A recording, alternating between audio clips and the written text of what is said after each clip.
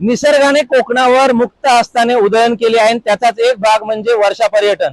वर्षा पर्यटनासाठी लाखो पर्यटक जे आहेत ते सिंधुदुर्ग जिल्ह्यात दाखल होतात। सिंधुदुर्ग जिल्ह्यातील आंबोली असेल, त्याचप्रमाणे नापणे धबधबा असेल, त्याचप्रमाणे देवगड तालुक्यातील नावणकोण धबधबा असेल, सावडावचा धबधबा असेल, हे धबधबे सध्या प्रवाहित झालेले पाहायला मिळतात। मी आता आहे सिंधुदुर्ग जिल्ह्याचं खास आकर्षण असणार आणि महाराष्ट्रातील पहिला काचेचा पूल ज्या ठिकाणी उभारण्यात आला तो नापणे धबधबा, आणि या नापणे धबधब्याच्या ठिकाणी मी आता आहे।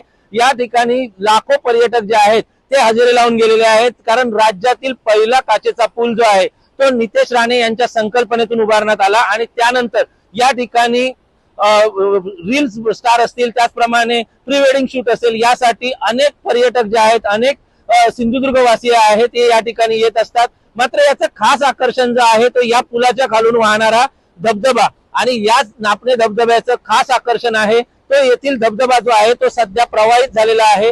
पर्यटकांना नेहमीच भुरळ घालतो तो हा नापणे धबधबा आहे, ज्या ठिकाणी केरळ असेल, पश्चिम महाराष्ट्र असेल, मुंबई असेल, पुणे असेल, त्याप्रमाणे अगदी विविध राज्यातून लोक जे आहेत ती या धबधब्याचा आनंद लुटण्यासाठी येत असतात।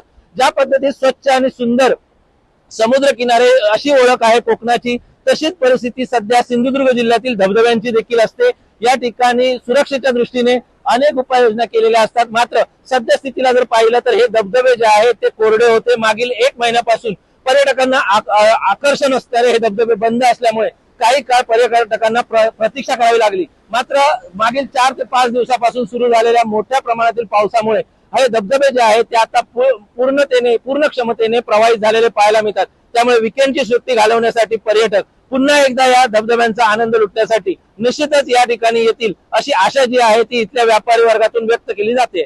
व्हिडिओ जर्नलिस्ट अनिकेत सह विशाल रेवडेकर, LS मराठी, सिंधुदुर्ग।